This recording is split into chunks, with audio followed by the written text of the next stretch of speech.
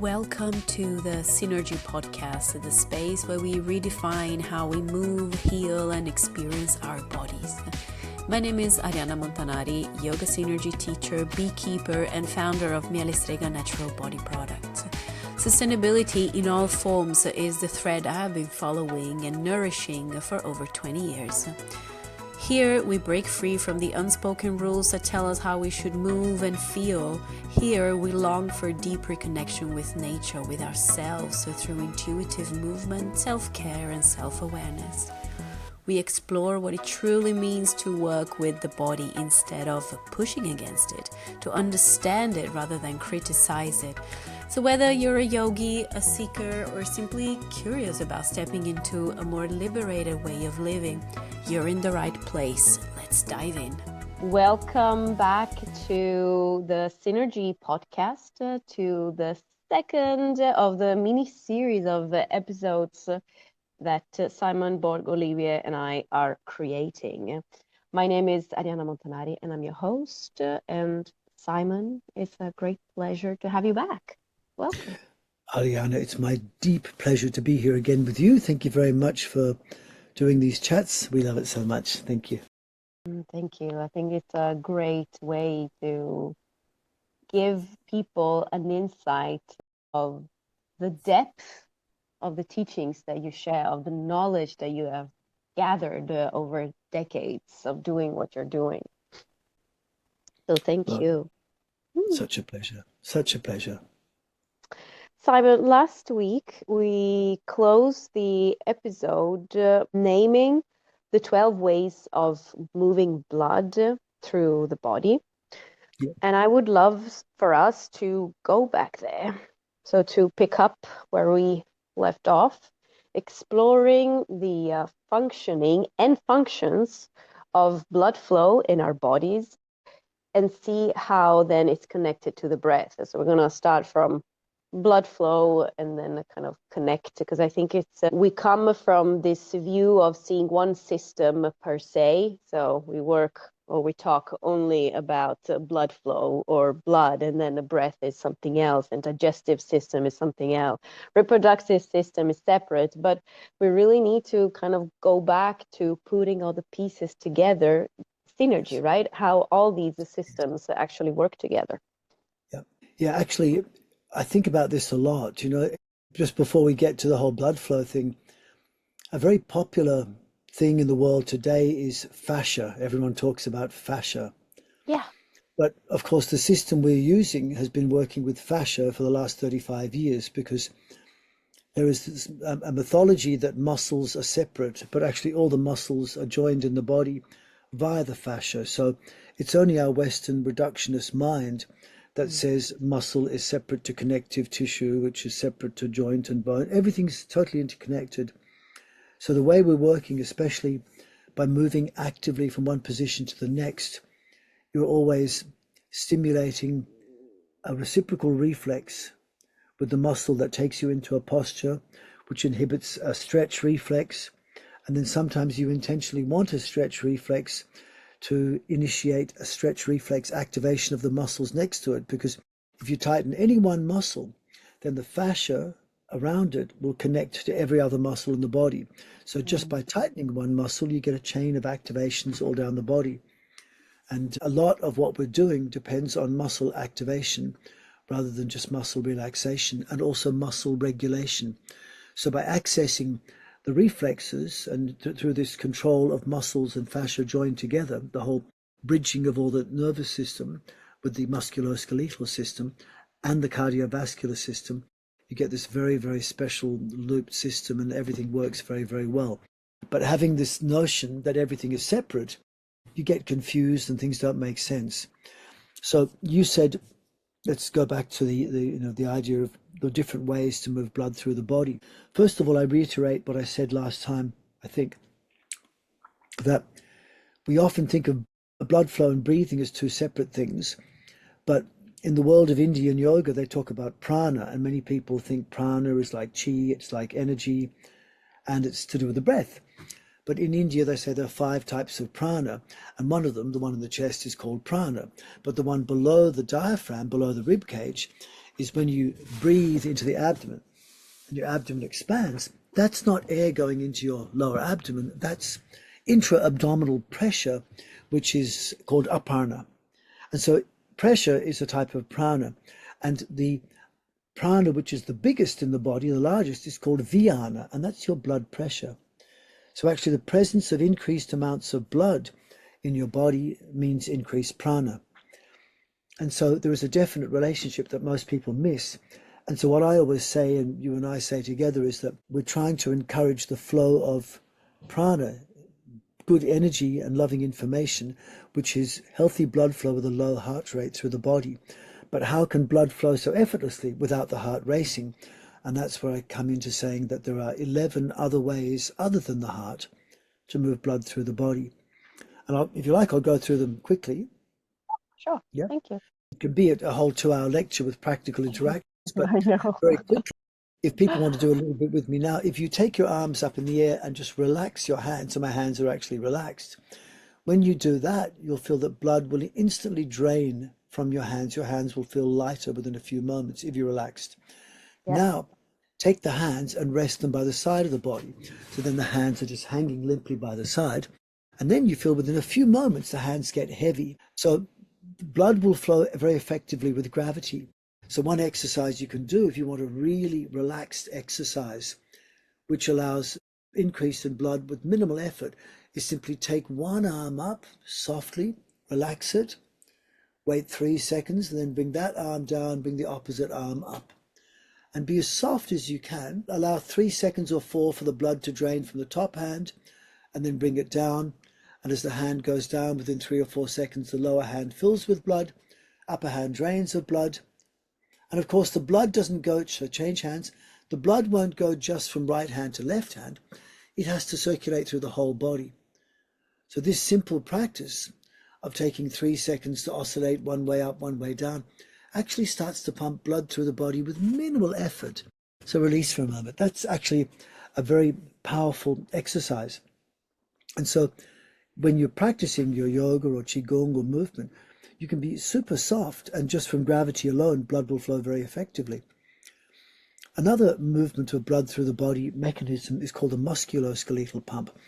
So if your arms are up in the air and they're relaxed, and I'm not taking the arms up fully so you can see them, but say your arms are leaned back a bit so your arm is up. If you take your arm up again and then open and close the palm. So as you open and close the palm like that, then that's actually pulling blood and pushing blood. So now stop, relax your hands, and you'll feel that the blood once again drains from the hands.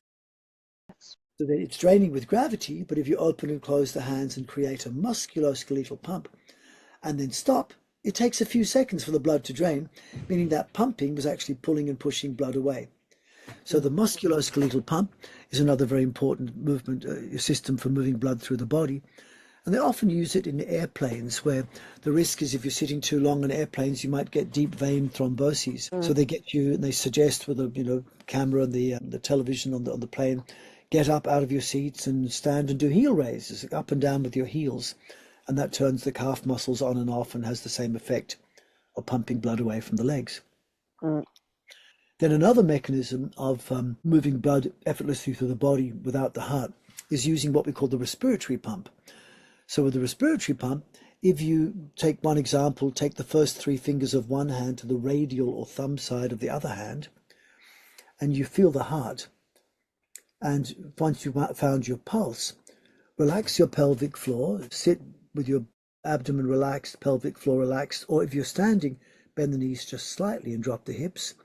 And now slowly breathe in to your expanded abdomen and see if you can also expand the chest without causing tension. And then for about a count of 6, start to let the air out softly without tension, without squeezing, just especially drop the chest down. Then keeping the abdomen and pelvic floor soft, expand and breathe in slowly. You can fill up your lower back and upper back. You can fill up the chest and abdomen more. And then slowly let the air out again for about of 6, 5, 4, 3, 2, 1.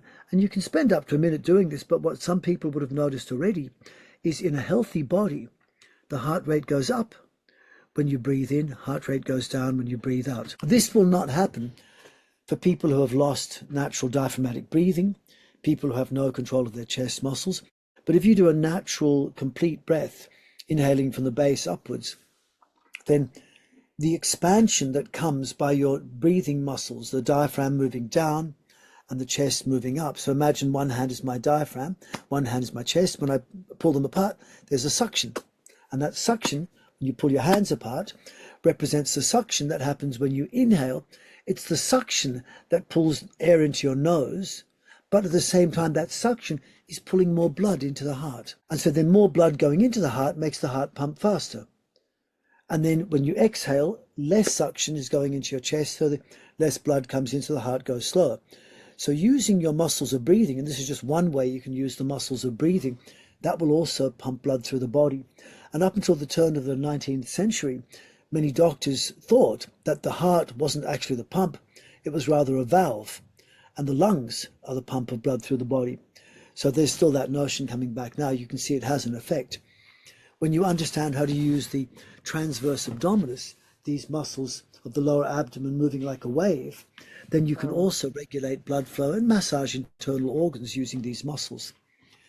Then there's a fourth method to moving blood other than the heart, and we call it the postural pump. And the postural pump is any posture where you've got one part of the body more compressed and ideally tense, with another part of the body lengthened and relaxed. That will cause the blood to be pushed away from the high pressure region and pulled toward the low pressure region. Now this works better if you're not doing passive poses, because often passive poses, you'll be lengthening one muscle, but it becomes tense via stretch reflex.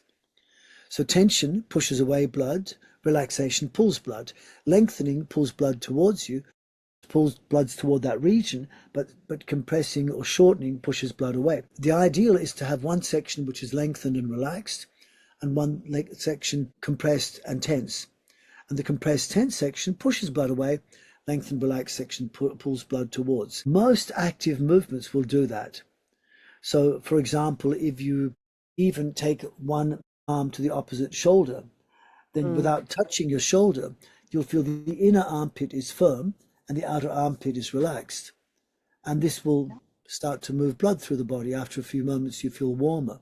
As opposed to if you take the opposite elbow and use your hand to pull, you'll feel a stretch, but there's no change in blood flow. If you take the same position and pull with your arm, not using the other hand, wait for a few moments and test your inner armpit. The inner armpit is shortened and compressed, that pushes blood. Outer armpit lengthened and relaxed, that pulls blood. And this causes blood to get moved. But also, when you now pull the leg elbow in further, you don't feel a stretch. So these methods we're using to move actively into poses cause blood to flow without the heart racing. It also causes the possibility to relax muscles and to lengthen them without stretch, and to activate muscles without having to think of tensing them. Because often if you tell someone tighten any muscle, like if you say to someone tighten your biceps, they can do it, but actually they're tightening the triceps as well. And I invite anyone to try this. So make a bulging biceps, feel it, and then touch your triceps. Now relax the biceps. Notice triceps go soft, tighten the biceps, and the under of your arm, your triceps goes tense. This is the reality. If you tell anyone in a Pilates class, a yoga class, an exercise class, tighten any muscle in the body, they will, but other things will become tight. And often we joke that if you say to people in class, everyone tighten your anus, everyone's face tenses up as well, because that's what happens. It's very difficult to actually tense a muscle voluntarily for most people.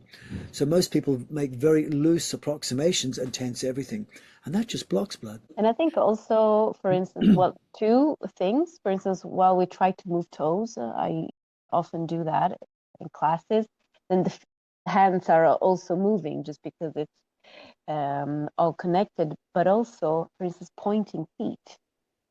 Right, you see often that in yoga practices, everybody's pointing feet, but pointing feet means that you're also pushing away blood from the toes, right?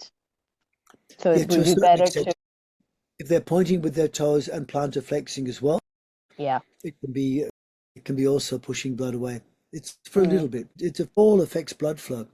But then another method, apart from the postural pump, we call the co-activation pump, where co-activation is the simultaneous tightening or activation of muscles on either side of a joint complex.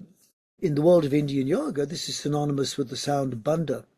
And so many people read Mr. Iyengar's book, Light on Yoga, saying there are three main bandhas, and Mula bandha, Uddiyana bandha, Jalandhara bandha. But the fact that he says three main ones indicate there are more as well. So you can find, for example, Mani bandha. Mani bandha is the co-activation or simultaneous tensing around the muscles around the wrist joint complex. Mani means hand or wrist actually. So if you make a closed fist, if you can feel your wrist, it's quite firm, but it's firming front and back of wrist. But if you spread the fingers like a banana hand, the wrist is just as firm front and back. Same muscles used in two different ways. The difference is, although the muscle feels just as hard whether you're spreading or gripping, when you spread your fingers, that will pull blood toward the hand. When you grip with your fingers, that will push blood away from the hand. And you can visibly see this on an infrared camera. I've got videos of where I put my hand out to the side, and you can see closed fist, hand goes colder. Spread fingers, hand goes warmer, and you'll feel it in the chest as a loss of heat from that part of the body. It's quite remarkable. So this is something which is very interesting. So this we call the co-activation pump. And you can make co-activation around each of the 9 main joint complexes: ankles, knees, hips, waist, chest, neck, shoulders, elbows, wrists. And of course, each region we call a bandha can be activated in a way which pushes blood or pulls blood. So 9 main bandhas, 2 opposing form, 18 different ways you can push and pull blood through the body using co-activation. Then another method of moving blood through the body is called a centripetal pump. Centripetal pump happens whenever you move any muscle or joint through a range of movement past a certain speed. So what happens is, even if you bend and straighten your elbow, so there's my elbow, I'm bending and straightening, and what you're seeing is my fingers are describing the arc of a circle. So all of our joints work in circles. And if you were to take something, and I'll take, for example, my sock. Oh, you can't see my sock, it's a bit too... I'll take a little piece of paper, for example, too dark, my sock, and I'll get my T-shirt. And so with a white T-shirt, you can see it's hanging, it's got no muscles in it. But if I take it and I spin it, it appears to straighten. So even though it's a hanging limp T-shirt, if I turn it in circles, then although there are no muscles in the T-shirt will start to straighten. So all the energy is being pushed from the center of the axis of rotation to the limb. And that rotation or centripetal forces become involved, or centrifugal forces. And that happens if you move your limbs past a certain speed. So it would happen to a certain extent when you're doing through things like salute to the sun, even when you're walking to a certain extent. You are using centripetal and centrifugal forces to move blood through the body. And you can maximize that in your practice. Then another method of moving blood through the body is called the external pressure pump. So for example, if you were to take the back of your hand and squeeze it with your fingers, and you can try that, then let go, there's a whiteness that's left afterwards. So if you were to massage yourself or massage someone else, then that's actually promoting blood flow. And so you can take your hands, for example, in your abdomen and push your fingers right into the abdomen, then breathe into the abdomen. And then push your fingers deeper. You can squeeze with your fingers and thumb. And do this a few times. Keep the abdomen soft, breathing into the abdomen and then pushing the air out with your fingers. And breathing in the abdomen, push the air out with your fingers. And if you do it maybe a bit longer than this, but you can release and see, a few seconds later, this rush of warmth comes to your abdomen because you've pushed the blood away from a while, the stale blood. And when you release, fresh blood comes. And some people will experience a warmth in the abdomen after doing that. So you get a much stronger effect, of course, if you do Mayurasana, where you put your elbows in the abdomen and you balance on your hands. Many yoga postures, in other words, are actually doing self-massage for you. I mean, you might think that self-massage is not part of yoga or some traditional form, but actually many of the postures will make you touch one part to another and compress it. Then another one in a similar vein is called the external temperature pump. And so with the external temperature pump, if you take your fingers and you put them in cold water, if you put them in hot water, then the fingers start to heat up very quickly. And part of that is the blood rushing to that part to try and dissipate the heat. Right. So you can warm one part of the body with another part of the body by putting a cold part into a warm part. So for example, you can take, in a cold day, take your fingers under your armpit, the body will start to warm, more blood will come to the hands. Or in traditional Tibetan culture, instead of using the lotus posture to put one foot on the opposite thigh, they actually hook the toes of one leg into the calf and back of the knee of the other leg. So the calf is then warming the feet. And this is the not lotus, but siddhasana. And so this is the method they use in the snow to keep their feet warm. The feet are being warmed by the back of the knees. So an external temperature pump is also an important way of moving blood through. Then another one is the carbon dioxide pump. So when you breathe as little as possible and you start to retain more carbon dioxide than normal, the presence of carbon dioxide causes a more relaxed frame to the whole nervous system, which will help everything relax and many things in the body will flow more easily. But at the same time, the carbon dioxide promotes blood flow to the brain. It opens the vessels to the brain. So then by breathing less, you actually promote blood flow, especially to specific parts of the body like the brain, and calm the nervous system more. Up to a certain point. If you breathe less persistently, you'll probably die. But for most people in the beginning, the best way to breathe less is by not consciously trying to breathe more, which you see in many exercise and yoga classes. So then another way of moving blood through the body I call the anti-gravity pump. And the anti-gravity pump is related to the way trees pull sap up from the roots. So, for many years it mystified biologists and engineers. How was it possible for the tree to suck liquid against the flow of gravity up the tubes? Whereas, almost everyone who's done scuba diving knows that if you have a long tube, at a certain length, up to maybe half a meter, maybe, you can suck air, you can go underwater, hold it like a snorkel and suck air. But if you go further under, you can't suck anything. And if you take a capillary, that's a long capillary, you can't suck anything. It's not possible to suck stuff up a tree. So for many years they wondered, how's the water getting up the tree? And it comes not through suction, but a type of a pulley system. Because what happens is, in the roots of a tree, and I'm explaining tree because this is how the lungs and the kidneys work.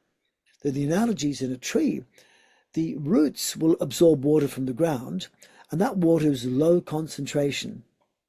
And low concentration, less solid, means lighter water. Then that water will come up to the top of the tree. I'll explain how in a moment. And the leaves transpire. Transpiration is the process of the leaves evaporating water through sunlight, etc.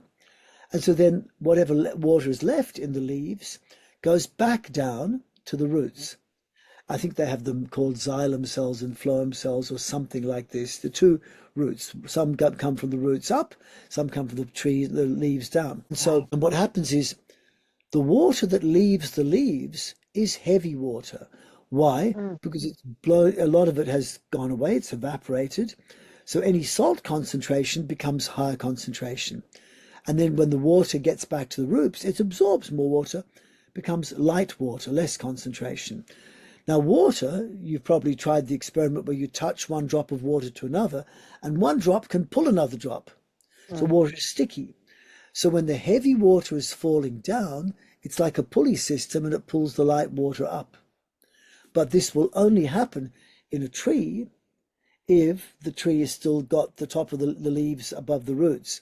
And it will only happen, in other words, you have to have the concentrated water falling down and the less concentrated water being pulled up. So this will happen in the body if you imagine that your lungs are like the leaves and your kidneys are like the roots, because the blood that leaves the kidneys has got less concentration in it than the blood that comes to the kidneys, because the kidneys get rid of toxins, get rid of solutes and things like this.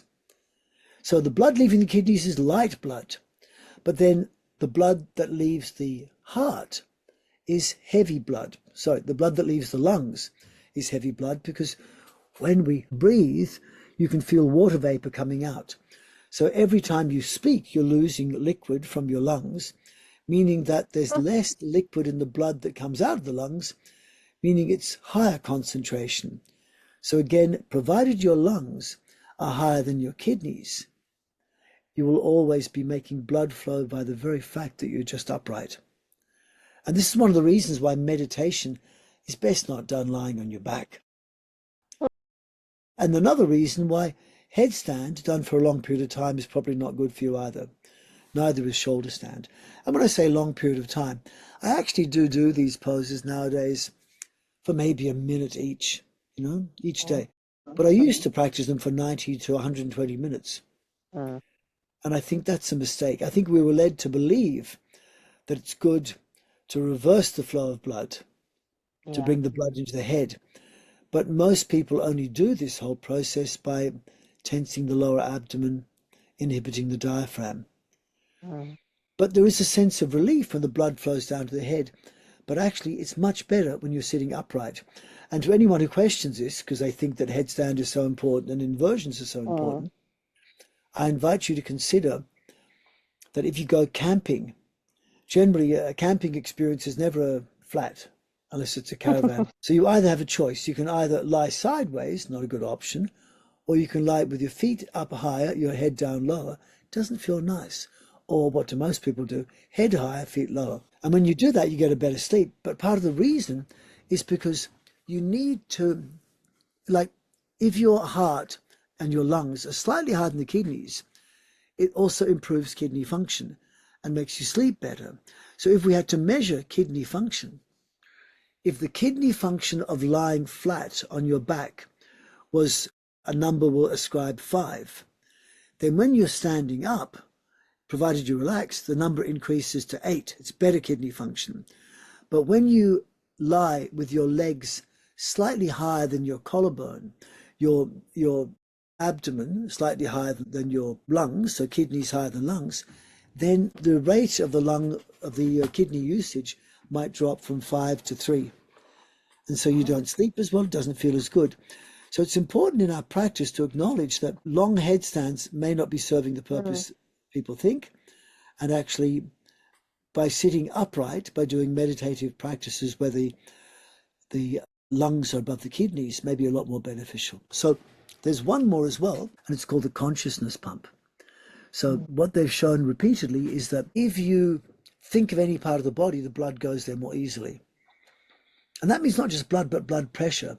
And this always makes me, and you see, quite a few studies available on this, and I did a couple myself, where I could actually, I had an operation, I might have told you this, but maybe not anyone listening. So I had an operation where they had to sew a muscle back onto a bone after falling off a building. And it's a very painful operation. So rather than giving me just a general anesthetic, they're putting me under and warning me, saying, because of the operation, we're also going to give you a nerve block in your arm. We're just warning you now, because when you wake up, your arm's going to be dead. You won't feel it. It'll feel like rubber to touch, and you can't move it. So we just thought we'd warn you in case you freak out when you wake up. So 5 hours later, I'm in my bed, just waking up. I'm like, oh, Mom's dead. I instantly freak out. God. But then I remembered, and all night long, they were observing me post-surgically, and they came to test my pulse oximetry. Pulse oximetry measures the oxygen in the blood and to a certain extent the amount of blood itself. And so if the pulse oximetry shows a saturation level of less than 93%, it's called a medical emergency. But for me, it was like all night long, 99, 98, which is very healthy. You would never get 100 usually because the oxygen's being used. But I'm thinking, fine. Then at sunrise, a new nurse comes. She goes to test my other hand, the hand that had been numbed, the hand that had been paralyzed and operated on. And I said, no, don't test this hand because it will give a different result. And she said, no, it won't make a difference. And I went, and she did it. And it showed 92. So she's about to press the medical alarm saying, medical emergency, put him on some ventilator. I'm going, I don't want a ventilator.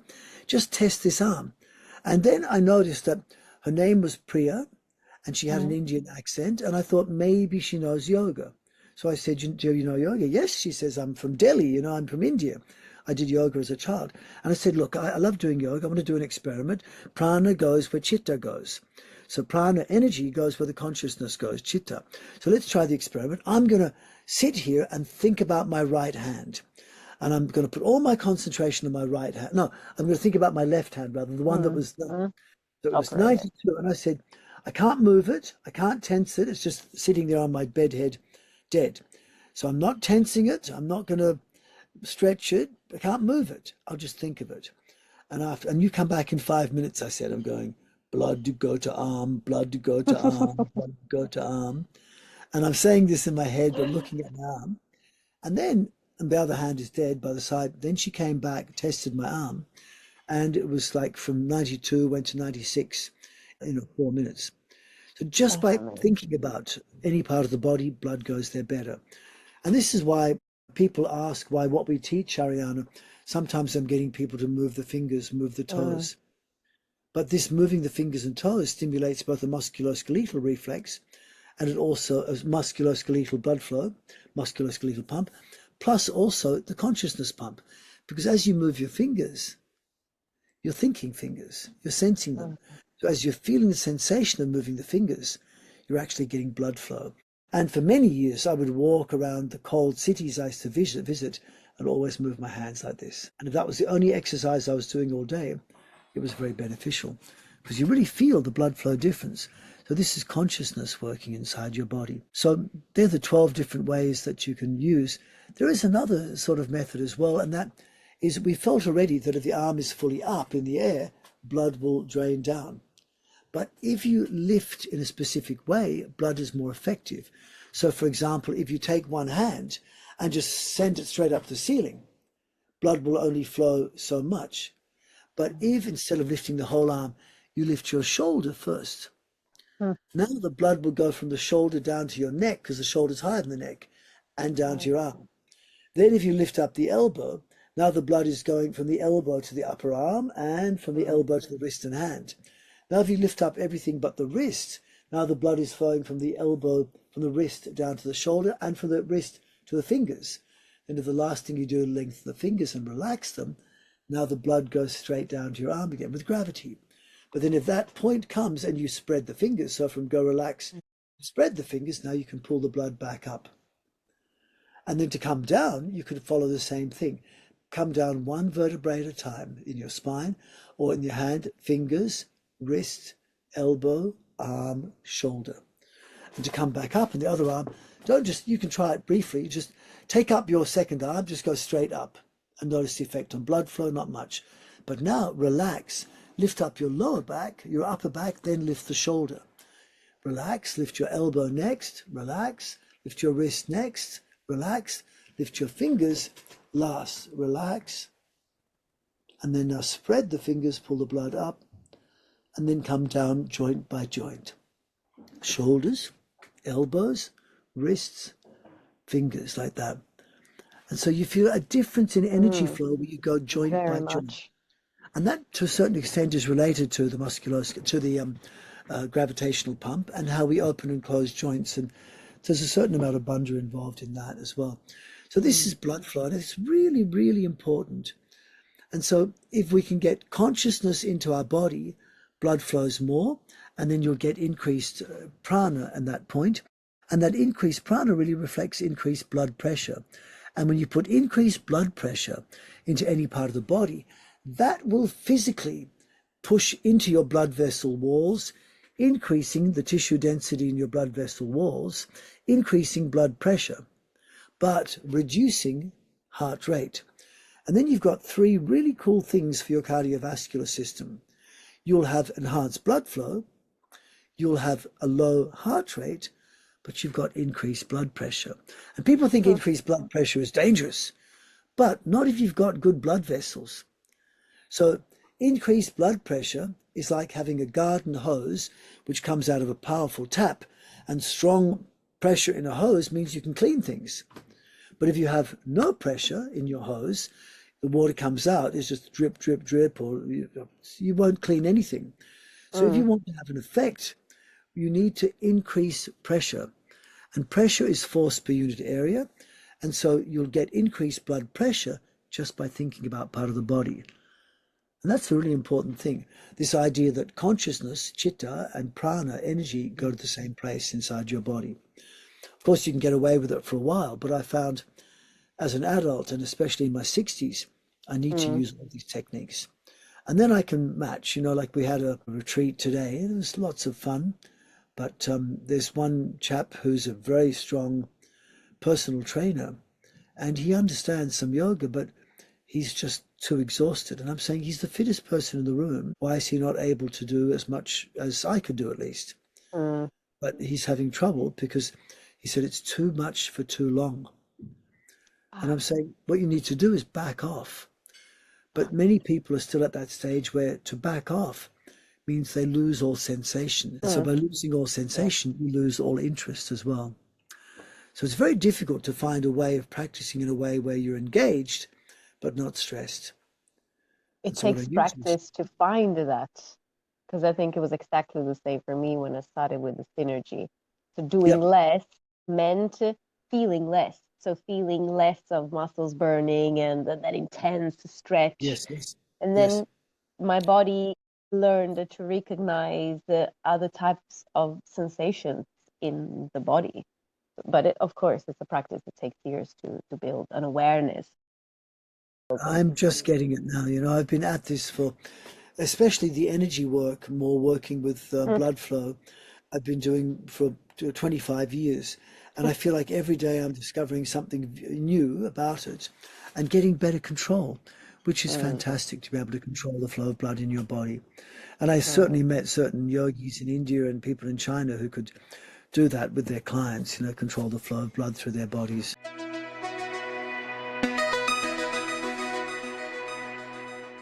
I want to take a moment to talk about something truly special and close to the heart.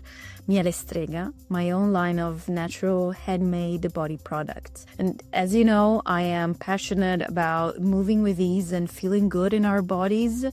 And that extends to what we put on our skin. Each batch of mini-serie products is crafted with love, for real, by me, using ingredients from my very own beehives and my darling bees, combined with the pure botanicals. Whether it's a soothing, luxury whipped body butter, a nourishing lip balm, or a gentle soap, everything is designed to support your body's natural rhythm, just like the practices we explore here. If you're looking for skincare that's pure, it's intentional and deeply connected and aligned to nature, check it out at mini-serie.com. And because you're a listener, I've got a special gift for you. Use the code SYNERGY10, spelled with Y and Y, for 10% off your first order. Now, back to our conversation. Talking about control, I'm thinking, let's go and talk about Ujjayi breathing, that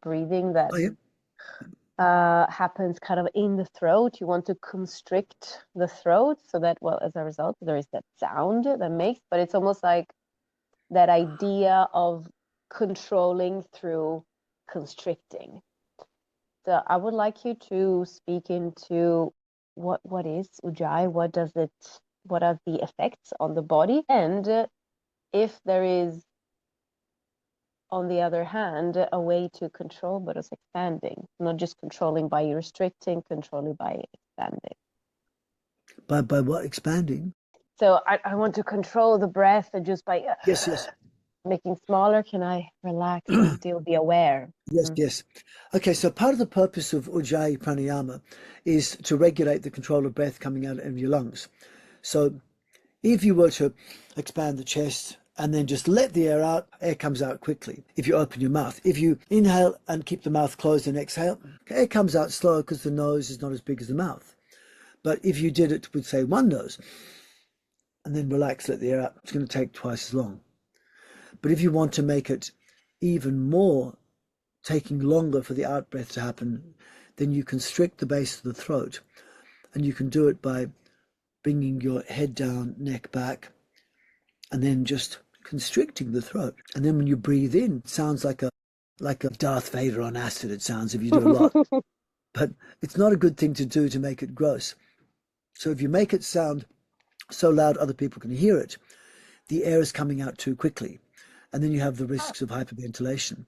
So what you want is to let the air out go so slowly out that no one can hear it, not even yourself. And so I invite those people who wish to try it. It took me a while. I mean, now comfortably I can breathe in for 2 minutes, breathe out for 2 minutes, separately.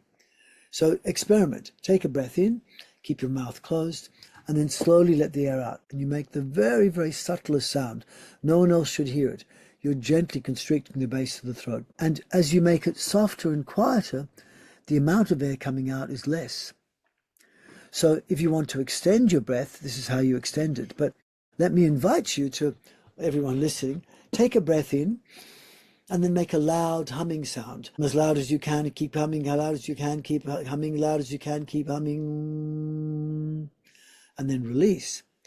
Now, test the same humming sound with your thumbs or fingers in the ear.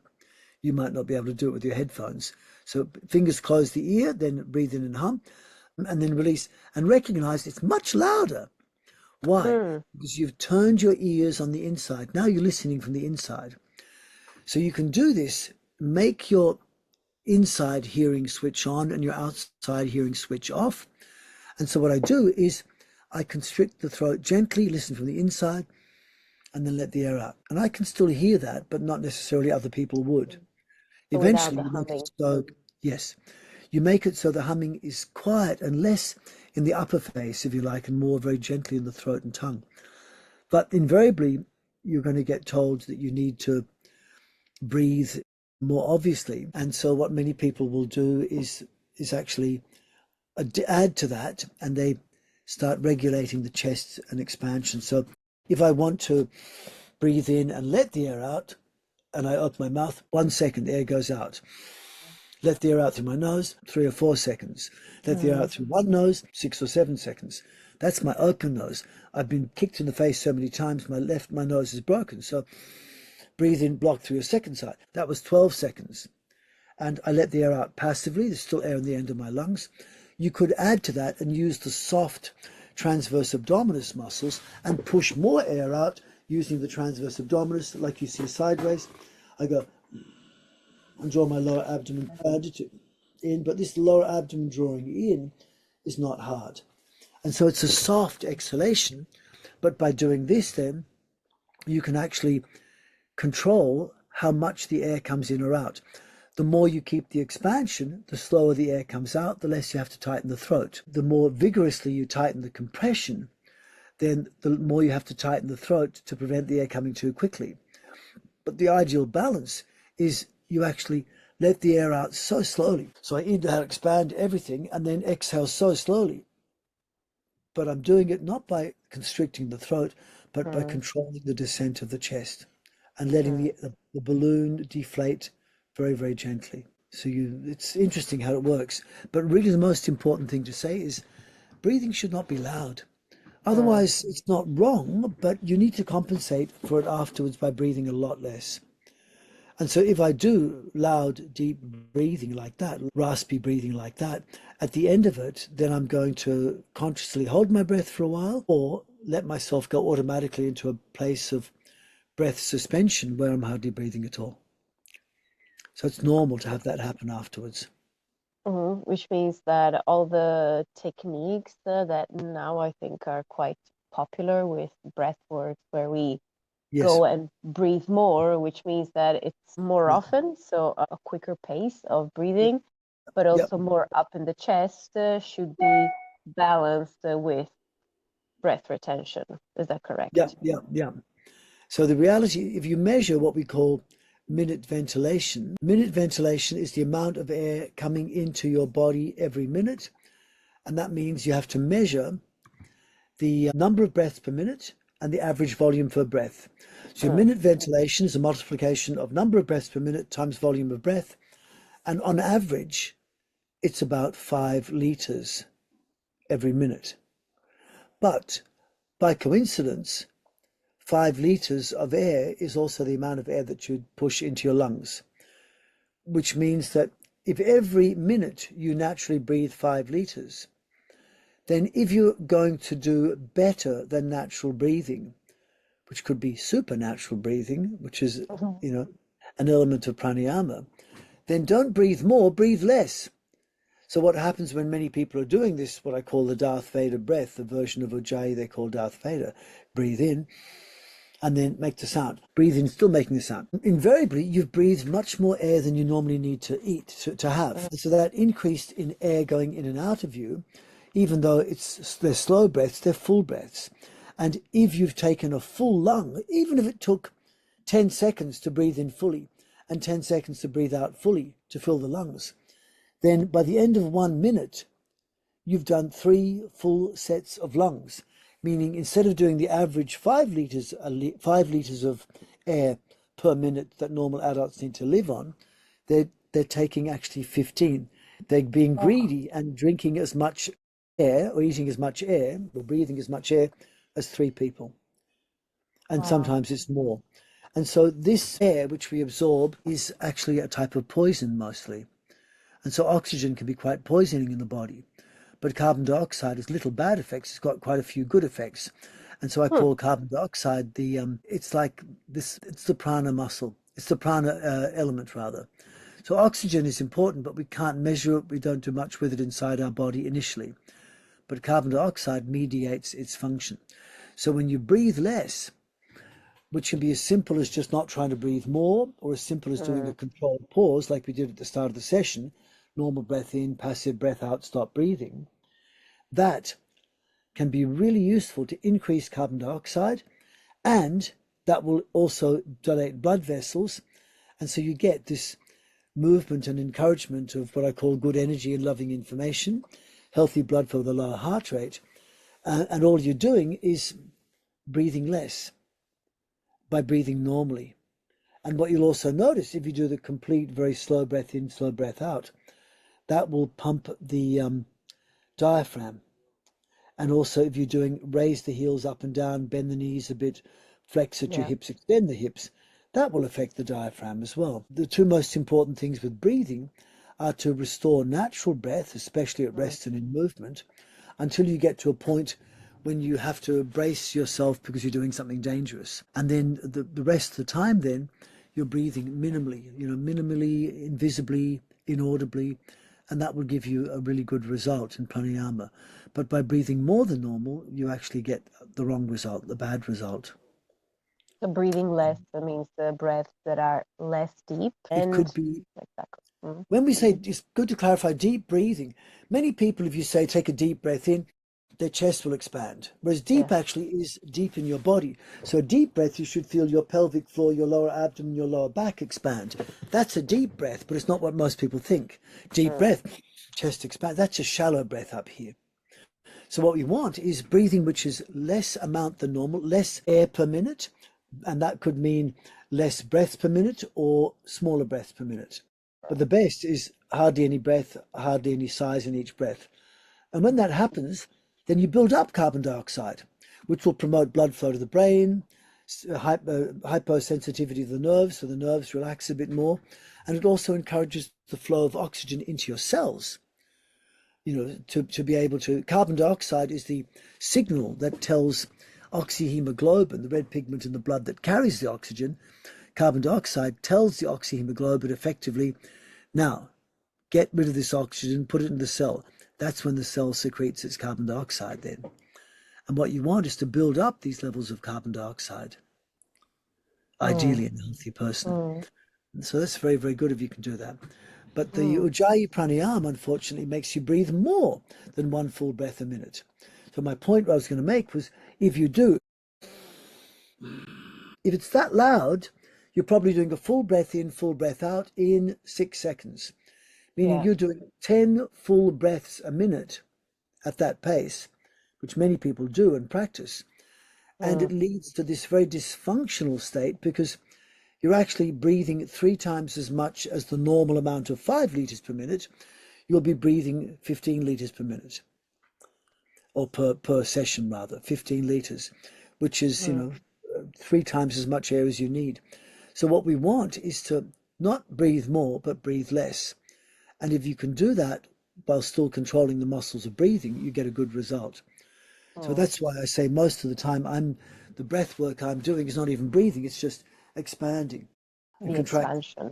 The back, I expand the front. I pull in the lower abdomen, round out the lower back, push in the upper back, chest and abdomen in. So I'm expanding and contracting my chest. And I can do it while breathing, without breathing, but the best results come when you do effectively what in Indian yoga they call kriya. And that includes learning how to roll the abdomen from one side to the next, up and down, side to side. These are called, in some ways, Kapalabhati Kriya and Nauli Kriya. But often people think Kapalabhati is about breathe more, and Nauli Kriya is about not breathing at all. It's actually independent to the breath when you learn to control these muscles. It doesn't matter whether you breathe or not, but you can do it while having the air half in your lungs, provided you can control your abdomen. And this is a lot less threatening, because this modern push for breath work, where people hyperventilate, breathe more than normal, that's leading to many people catharting, having fits, getting sick, getting emotionally, spaced out, depressed, etc.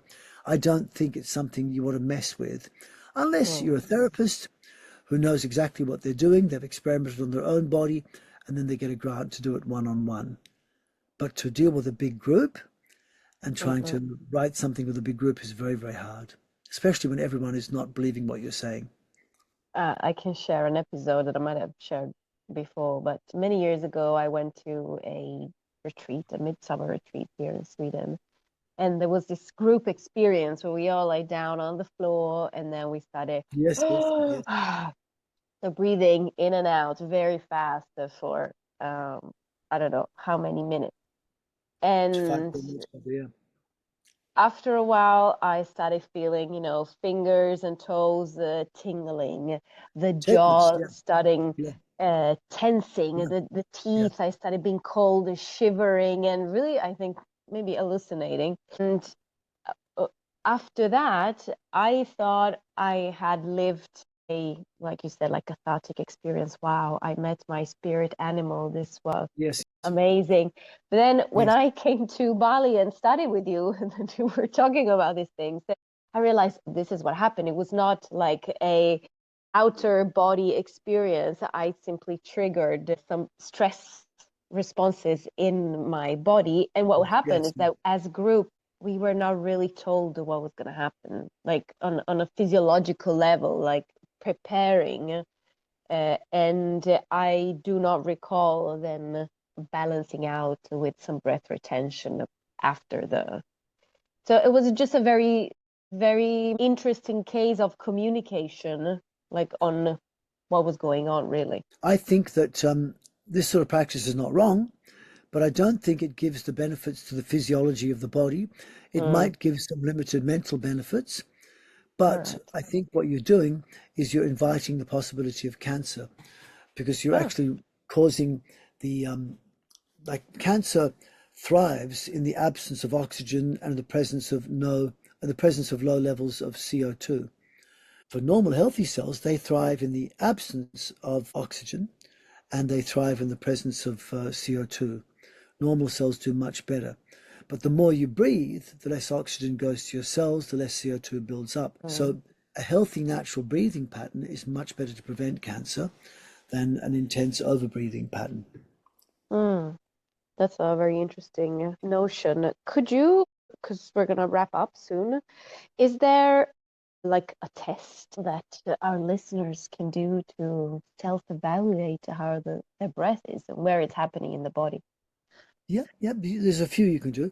One simple one we call a controlled pause. Some people call it the Bolt test.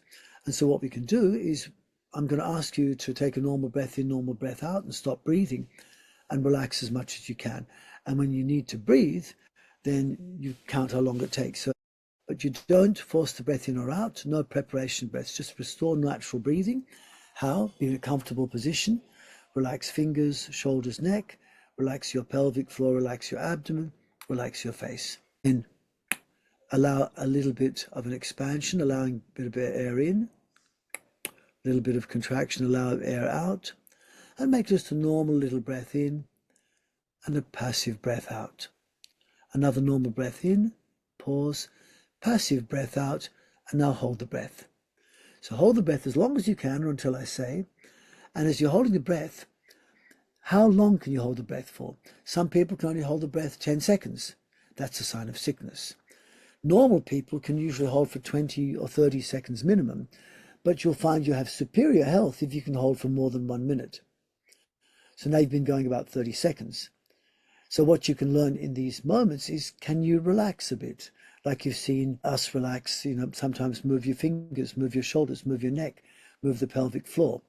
And these movements help you relax. And so the idea is to really just, as you relax more, blood flows more easily through the body. You don't get the urge to breathe so much. Because the presence of CO2 after a while will make you want to breathe. It triggers the diaphragm to spasm. So when you do normal thing like that, is normal breath in, normal breath out, stop breathing. After about 20 or 30 seconds, the diaphragm says, I can feel carbon dioxide. You must breathe. You must breathe. So if that feeling of needing to breathe happens in 15 seconds, I'd say you need to address your breathing. If it takes 45 seconds more, I'd say you're reasonably healthy. That's a good test, I think. And usually I can do about a minute and a half comfortably without gulping the air, without feeling tension. Now, of course, if you breathe more than normal first, deep, full breath in, deep, full breath out, and you do that a few times, then you take a normal breath in and a passive breath out. You'll hold your breath a lot longer because the body can't sense the absence of oxygen. It only senses the presence of CO2. So although we had some CO2 in the first experiment, carbon dioxide, in the second experiment there's almost none because you've blown it off, and you can actually prepare someone like this in advance, and then you see how with no CO2 you get no blood flow at all. It's quite amazing. Thank you, Simon, for that. I know that when one comes and studies with you in person, you go through all these notions. But for somebody who wants to learn more about this online, living somewhere else in the world, I know that there is a course about breathing and pranayama in your online platform. Is that correct? Yeah. And I was actually going to say that my course has these tests, like I'm giving you. Another one is, how long can you breathe in for? How long can you breathe out for? So, it took me a while, but as I practiced, I found I could inhale for 2 minutes, exhale for 2 minutes. And some people will have trouble doing either one. But I would recommend those 3 tests, and all those things you find on my online courses, which you can go to simonborgolivier.com or healthhappinesslongevity.co. And I have courses on the introductory breath work, introductory breath control, and then also the next one is called intermediate to advanced breath control.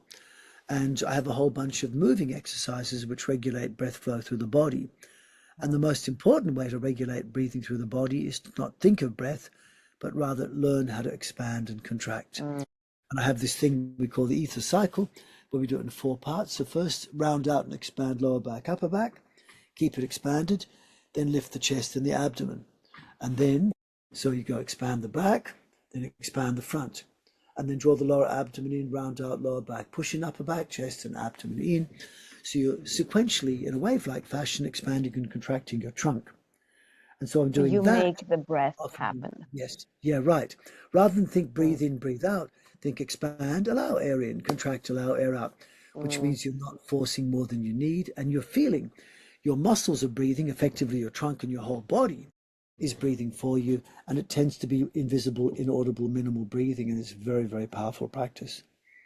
So that's what we call the 5-dimensional flow practice usually. Beautiful. This was so very insightful, Simon. Thank you. It's such a pleasure. Such a pleasure. I think that the people who are listening will find a lot of food for thoughts and self exploration, like noticing their own patterns of breathing, of movements, and how we approach breathing. Do I think, oh, just breathe in, breathe out, or can I think move so that the body makes the breath happen for you, basically? I think we sit enough on chairs. I think it's better we move. And seated practices like seated breathing practices and seated meditation are not as good for the modern body as dynamic practices. Moving meditation and breath work, which happens naturally as your body moves. The simplest being if you stand with your knees slightly bent and the hips a little bit more less tense and less stretched. Bend the knees, go down, maybe go down on your toes, shift the weight back, come up on your heels, going down and up. And whenever you go up and down, that will cause the psoas muscle to lengthen and contract a bit. And so as you extend the hips and lift the hips up away from the floor more, and the front of the hips open up, that causes your diaphragm to move down, and you make an inhale. When your hips flex more and extend less, that causes the diaphragm to move up and makes you exhale. So moving your hips up makes inhale, moving hips down makes exhale. And you don't have to think breathe in, breathe out. You're causing a natural inward expansion by pulling the diaphragm down using your hip flexors, which is very interesting. It means you can teach people how to regulate blood flow, and that particular one also regulates heart rate variability. So it's not like you're going to get someone doing, being in a squat. So I'll demonstrate a little bit. So you stand up, then you bend the knees down on your toes, come up on the heels, and that movement is stimulating the front of the hips and the psoas muscle, which pulls on the diaphragm. So as I'm coming up, my heart rate changes in the beat of the speed. Like I was showing how when we felt the pulse, the heart rate's changing in speed. If I come up like this, it's pulling my diaphragm down. And then when I go down, it pushes the diaphragm up. So as I'm measuring heart rate, in the middle, I'm doing 65 beats per minute, up fully 75 beats per minute, then down again 65 beats a minute, 55, 45.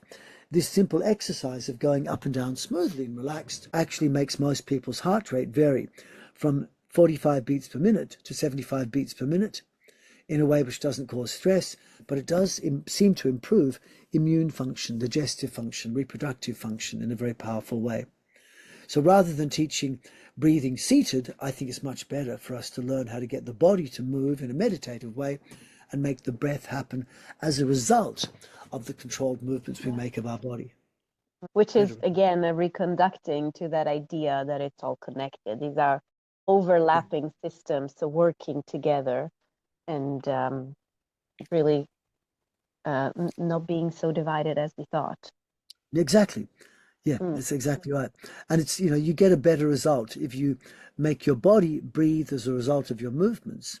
And it's not wrong, of course, to do seated pranayama in what they call the classical way. But by learning how to move your body to control the breath, you're just that much more capable of breathing in a seated static position and doing the complex breath control things that traditional Indian yoga requires. And so, for example, even for most people, breathing in the chest without tightening their abdomen is very difficult.